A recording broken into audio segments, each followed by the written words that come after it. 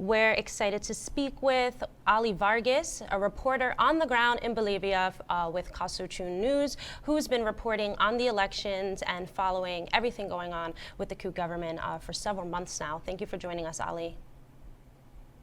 No, thanks for having me on and helping to shine a light on these issues. So as you reported, and we've seen a few reports of this, Interior Minister Arturo Murillo, who was kind of known to be the iron fist of the Áñez regime, was fired yesterday, barely a day after the elections were held. What do you make of this? And what do you think will happen with all of these coup leaders since now we have the MAS government, the MAS party, in power? Well, as part of the coup government gradually falling apart at the seams, Arturo Murillo was the most important figure of the government. A lot of people said that he was the person in charge of the country and not Áñez. And just before the elections, he traveled to the United States, met with the OAS, met with the US State Department to draw up a plan of security, which means repression in the face of possible conflicts after the elections. But what's happened is that there are no conflicts now. What there is an overwhelming victory for the MAS that no one can deny, not even Arturo Murillo. So he's now gone from running the government. He's now experiencing a fall from grace. But he was the central person of this whole coup, of this whole process. He was the person who was coordinating with the United States, even though he wasn't a foreign minister. He was the Interior Minister, Domestic Security. But he was the one going to the United States, raising money, buying weapons, plans for repression. So I think the fact that he's out shows this coup regime is sitting duck. It's waiting to leave. To many, I'd say winning with no attempt by the right to intervene, and even Carlos Meza conceding, it seemed like an impossibility. So what tactics do you think the right wing, of course backed by the US, as you said, will employ to undermine the MAS government or instigate some sort of reaction from these organized right-wing groups on the ground?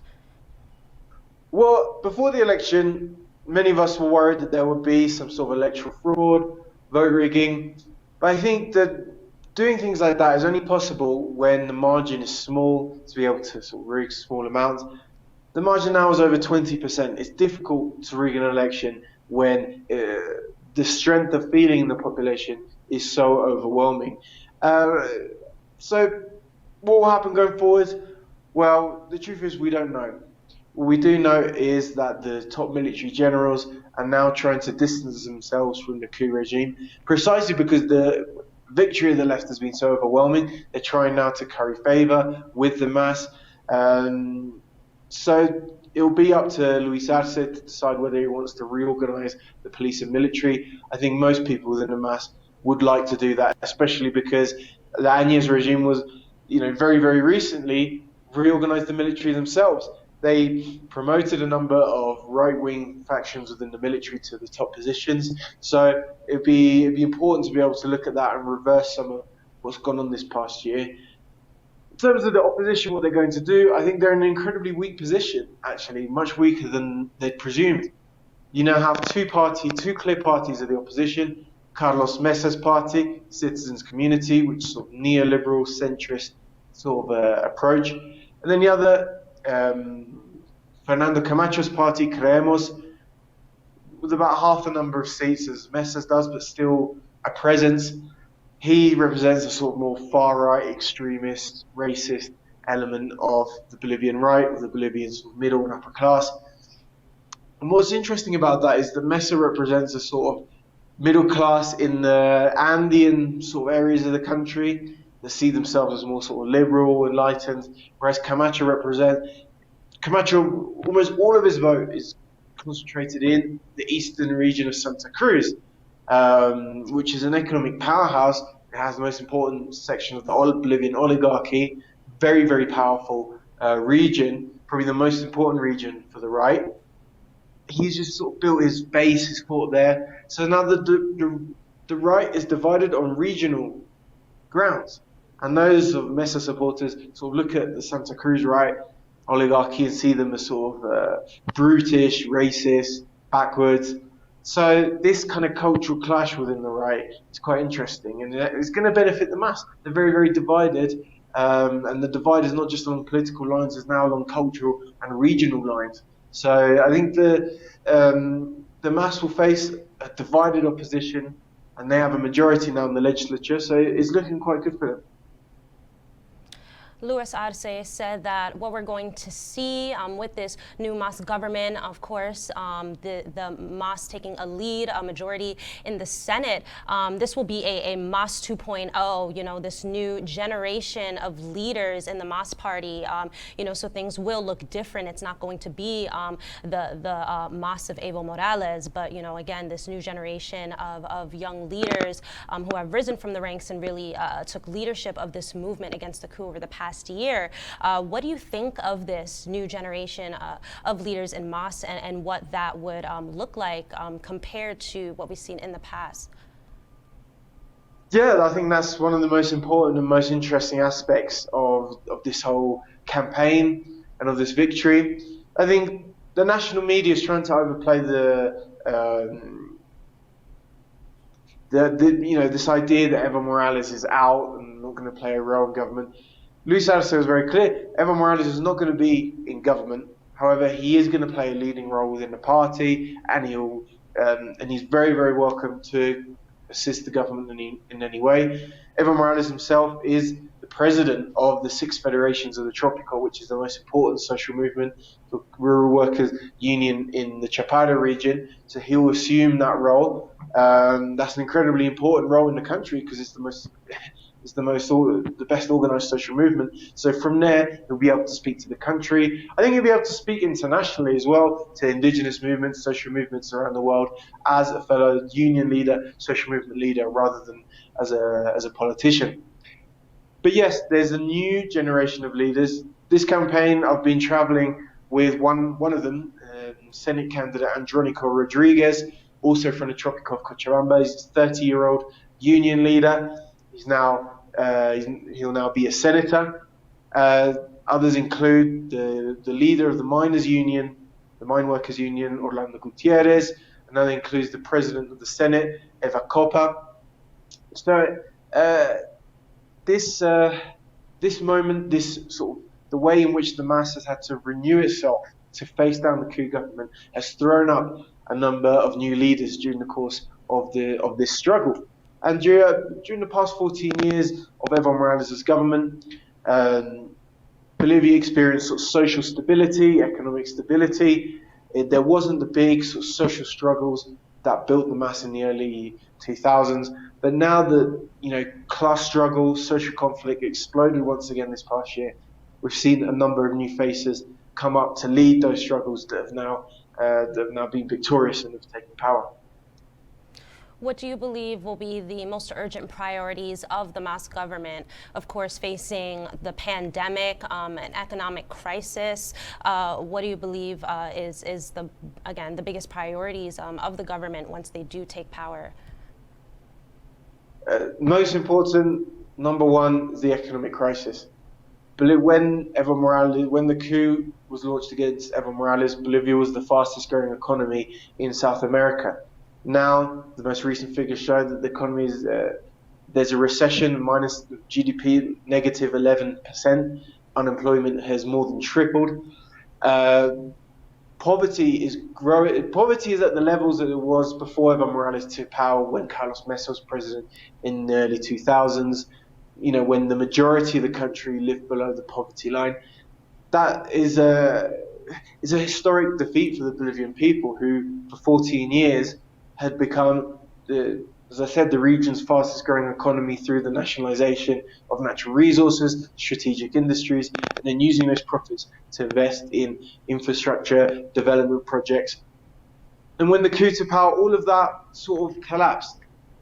And I'm not talking just about the effects of the pandemic. The economic crisis began before the pandemic, because the coup regime began paralyzing, suspending key development projects, big state-led development projects that Evo Morales had built, such as the Cochabamba train, the trains project, the industrialization of lithium, production of lithium, which is now completely paralyzed, a number of sort of big state manufacturing projects that Evo Morales had sort of just unveiled a year or two before the coup, are now with their gates closed. What that caused was an economic slowdown before the pandemic hit. And then once the pandemic hit, the Bolivian regime imposed a sort of total lockdown, rigid lockdown, without any economic support for the majority of the people who lost their incomes. So what you saw there was consumer demand completely disappear.